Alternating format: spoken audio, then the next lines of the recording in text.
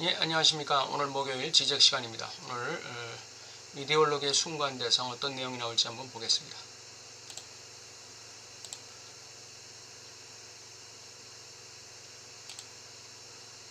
오늘은 사회적 증상이라는 제목의 내용이 되겠습니다. 네, 마르크스적 의미에서의 증상은 어떻게 정의될 수 있을까?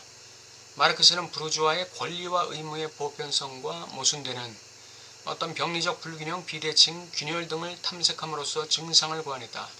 예, 부르주아의 권리와 의무의 보편성, 이걸 전복시키는 어떤 불균형, 병리적 불균형, 비대칭, 균열, 이거를 탐색했어요. 락강은 이렇게 분석하고 있는 것이죠. 이러한 불균형은 그런 보편적인 원칙들의 불완전한 실현을 드러내는 것이 아니라 그것들 자체를 구성하는 하나의 계기로 기능한다.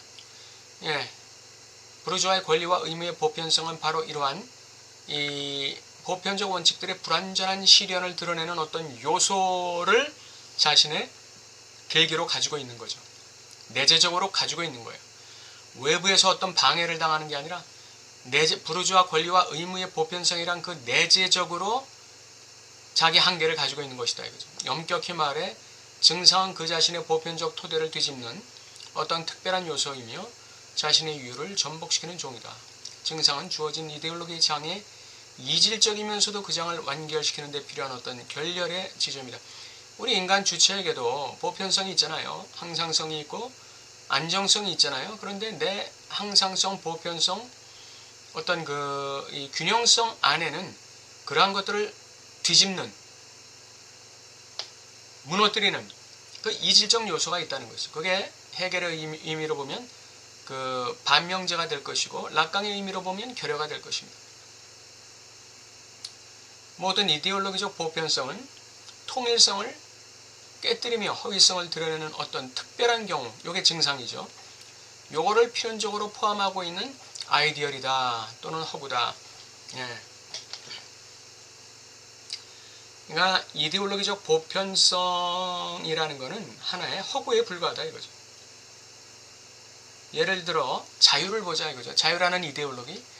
자유는 많은 종들이 있는데 이동의 자유도 있고 언론의 자유도 있고 종교의 자유도 있고 그 집회의 자유도 있고 참정의 자유도 있고 뭐 많은 자유가 있죠. 그런데 그런 그 종들이 있는 하나의 보편적 개념인데 거기에는 구조적 필연성에 의해 그러한 보편 개념을 뒤집는 특별한 요소가 있다. 즉 노동자는 자신의 노동을 자유롭게 시장에 판매할 수 있지만 이게 노동의 자유죠. 그런데 그로 인해서 그는 자유를 상실한다.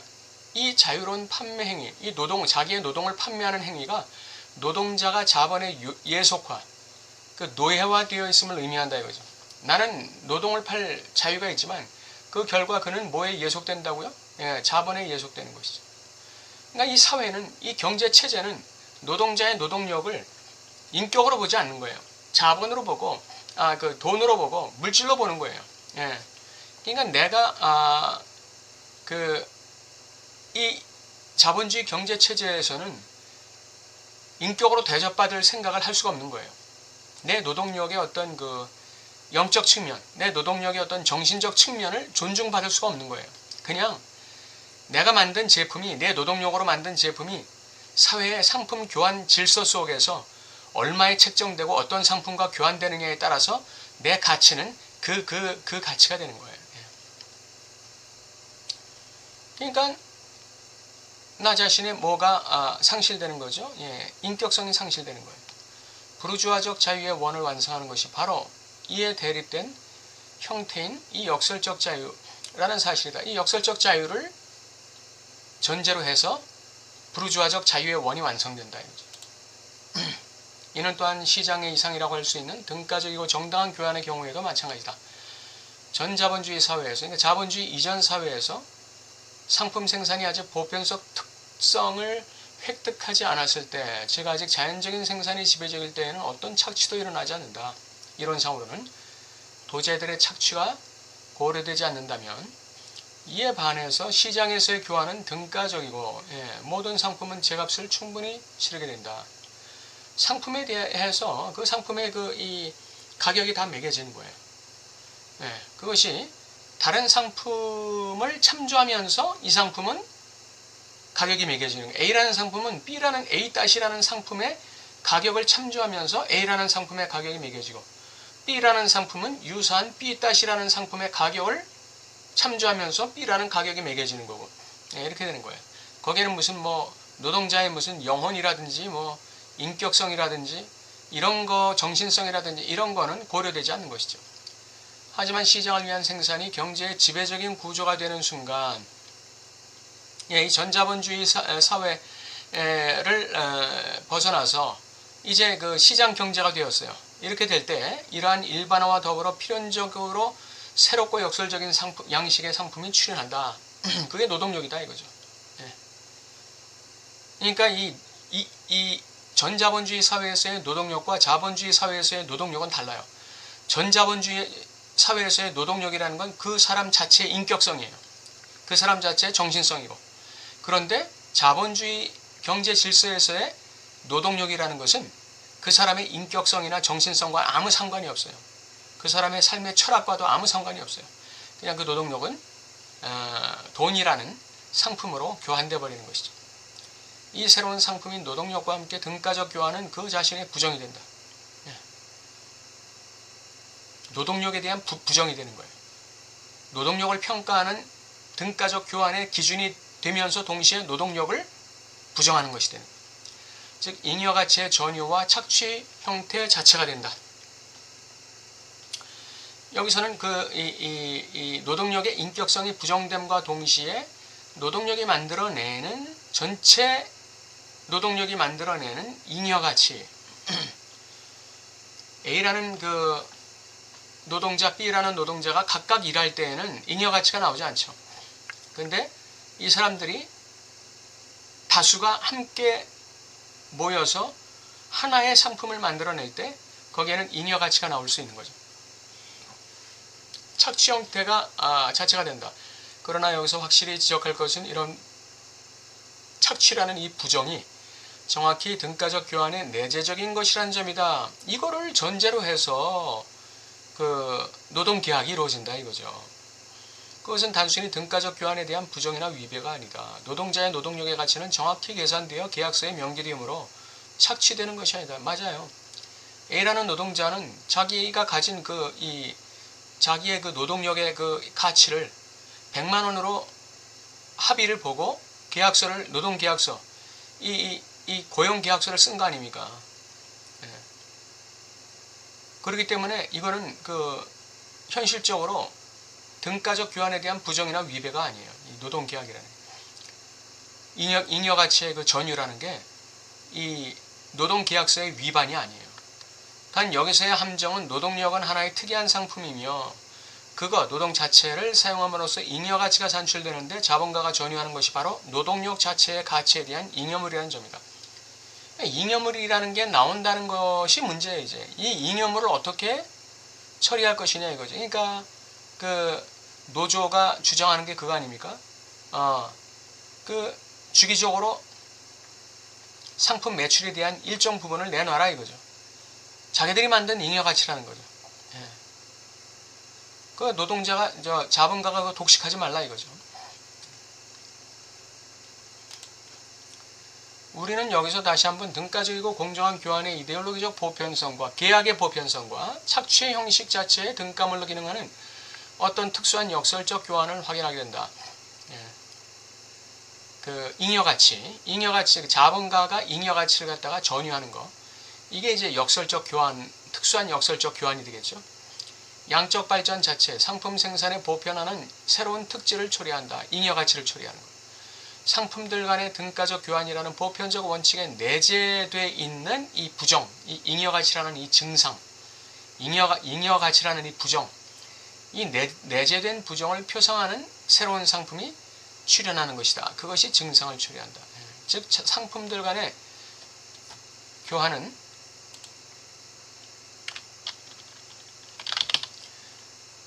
어느 정도의 등가성을 인정할 수 있다. 그러나 노동력과 돈의 관계는 등가적이지 못하다. 이게 이제 막스의 주장이에요. 노동력과 돈의 관계, 이거는 계약서에 명기돼 있잖아요. 근데 계약서에 명기된 것 가지고는 등가적이지가 못하다. 왜? 잉여가치라는 이 증상 때문에. 새로운 상품, 이 잉여가치.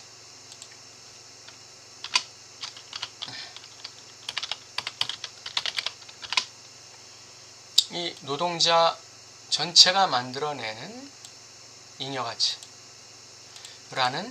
자본주의의 잉여, 자본주의의 나머지, 자본주의의 증상, 이것 때문에 노동력과 돈과의 관계가 등가적이지 못하다. 막스의 관점에서 볼 때 유토피아적인 사회주의는 교환관계가 보편화되고 시장을 위한 생산이 지배적인 것으로 대두되지만 여전히 노동자가 자신의 생산수단의 소유자이므로 착취되지 않는 사회가 가능하리라는 믿음에 근거한 것이다. 노동자가 자신의 노동력을 자본가한테 팔잖아요. 그렇기 때문에 노동력은 자본가의 것이란 말이에요. 그런데 자본주의가 유지되면서도 그러면서도 불구하고 노동력이 노동자 자신에게 소유되어 있다. 이런 사회를 만들고자 한 거예요. 이게 유토피아예요. 근데 그게 가능하리라는 믿음에 근거해서 자기의 이 공산주의를 제창한 것이죠. 예, 착취되지 않는 사회. 유토피아. 즉 유토피아는 증상이 없는 보편성이 가능하리라는 믿음에 근거한 것이다. 자신에 대한 내적인 부정으로 기능하는 예외의 지점이 없는, 나머지가 없는 보편성의 가능성을 믿는 것이다. 이 가능성을 믿는 건 좋은데 이 가능성을 실현하는 방법이 문제였던 것이죠. 이 가능성을 실현하는 방법이 자본가 계급을 때려 엎는 것이었죠. 단순히 시위하고 집회하고 이 자본가와 이 타협하는 것이었나요? 아니죠. 여기는 폭력이 작동하는 거예요. 폭력. 이 막스의 그 공산주의, 이 스탈린의 그 프롤레타리아 혁명에는 폭력이 반드시 절대적인 어떤 방법으로 내재되어 있는 거예요. 이는 또한 헤겔이 제시하는 합리적 전체성으로서의 사회 개념에 대한 막스의 비판 논리이기도 하다. 우리가 현존하는 사회 질서를 하나의 합리적 전체성으로 파악하려는 순간 우리는 그 안에 어떤 역설적인 요소, 즉 여전히 그것 내부의 구성 요소이면서 동시에 그것의 증상으로서 기능하는, 그것을 전복하는 증상으로 기능하는 어떤 요소를 포함시켜야 한다. 잉여를 포함시켜야 한다. 개인에게는 이런 게 없나요? 개인에게는 나의 항상성과 안정성을 무너뜨리는 요소가 내 자신에 내재되어 있지 않나요? 항상 내재되어 있는 것이죠. 그러한 증상으로서의 요소가 지적될 때 우리는 어떤가요? 팔딱 뛰고 부정하든지 공격하든지 반항하죠. 인간이 그런 거죠. 인간도 자기 자신을 몰락시키고 자기 자신을 전복시키는 증상으로서의 잉여, 꼴보기 싫은 모습을 자기 안에 가지고 있잖아요. 그런데 어떻게 사회에서 유토피아를 추구할 수가 있다는 거예요. 어떻게 하나의 전체적 합리적 전체성을 유지하려고 할 수 있다 이건가요? 그냥 안 되는 거죠. 공산주의는 이 이론 자체, 이데올로기 자체에서 벌써 자기 자신을 붕괴시키는 요소를 갖고 있는 거예요. 근데 그걸 사회에다가 실천하려고 하니까 이게 돼야지. 이는 그 전체성의 보편적이고 합리적인 원칙 자체를 전복시킨다. 막스에게서 현존하는 사회의 이러한 비합리적 요소는 물론 프롤레타리아다. 그것은 이성 자체의 비성이에요. 공산주의라는 이데올로기 자체의 비이데올로기. 공산주의라는 이성 자체의 비이성. 현존하는 질서, 사회 질서 속에서 구현된 이성이 자신의 비성을 만나는 지점이 프롤레타리아예요. 이 프롤레타리아가 증상으로서 나타나고 있는 이상은 이 증상을 없애야 되잖아요. 유토피아적인 그 사회주의를 만들어내려니까 이 프롤레타리아라는 증상을 없애야 되잖아요. 그러려니까 어떻게 해야 돼요? 이 프롤레타리아가 제공하는 노동력을 프롤레타리아가 자신이 전유할 수 있게 만들어줘야 되잖아요. 그게 자본가와 그게 이해관계가 충돌되잖아요. 그러니까 자본가 계급 때려 엎어 이렇게 되는 것이죠. 생각할 점을 한번 보겠습니다. 노동자의 노동력이 만드는 잉여가치가 전적으로 노동자의 노동력이 만드는 것일까? 라는 질문이에요. 이 잉여가치에는 자본가의 기술적 진보도 있을 것이고 생산설비의 확장도 있을 것이고 생산설비를 현대화하는 것도 있을 것이고 AI 체제로 바뀐다든지 로봇을 투입해서 노동력을 줄이는 부분도 있을 것이고 그리고 실수를 제로화시키는 그런 거. 그 다음에 자본가는 판로를 개척하죠. 머리 싸매고 연구해서 판로를 개척해요. 그리고 물류를 짧고 효율적인 물류 체계를 갖다가 구축함으로써 물류 비용을 절감시키는 그런 일도 해요. 생산, 유통, 판매, 물류 이 모든 것을 단일 시스템으로 통합적 체계로 관리하게 돼요. 이렇게 되면 상품 자체의 단가가 어떻게 될까요? 떨어지게 되겠죠. 그렇게 되면 더 많은 잉여가치를 창출하게 되겠죠. 그러니까 노동자들이 노동력을 팔아서 만들어내는 잉여가치뿐 아니라 자본가가 그 경영 합리화를 통해서 이루어내는 이 잉여가치의 부분이 막대한 부분이 있다는 거예요. 그걸 돈으로 딱딱 나누어서 환산할 수 있을까요? 불가능하죠. 그러니까 그러한 점들을 자본가와 노동자들이 서로 이해를 하면서 합리적인 그런 이 범위, 즉 물가 상승률이라든지 정부가 제공하는 공무원들의 월급 급여 인상 비율 있잖아요. 이런 것들을 감안하고 또 그 전해의 이 총매출의 증가율 또는 감소율 이런 것들 종합적으로 파악해서 고려해서 그래서 그 급여 인상을 결정해야 되고 성과급 지급을 결정해야 되겠죠.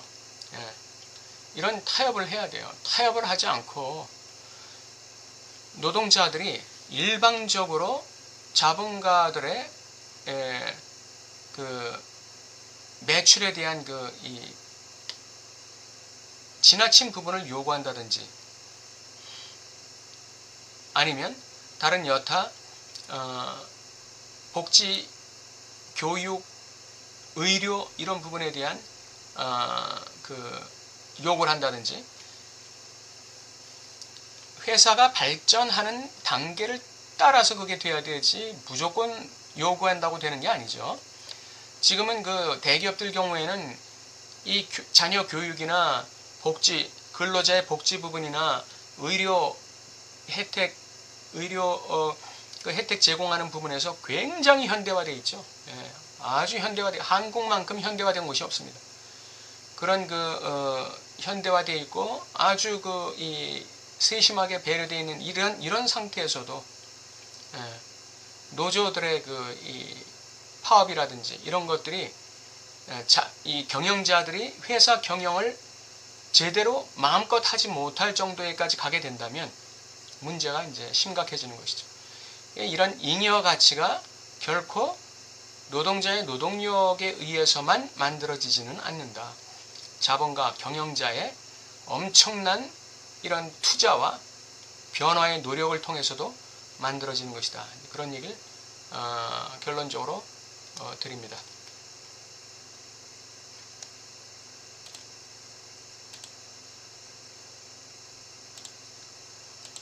네, 오늘 여기까지 하도록 하겠습니다. 네, 감사합니다.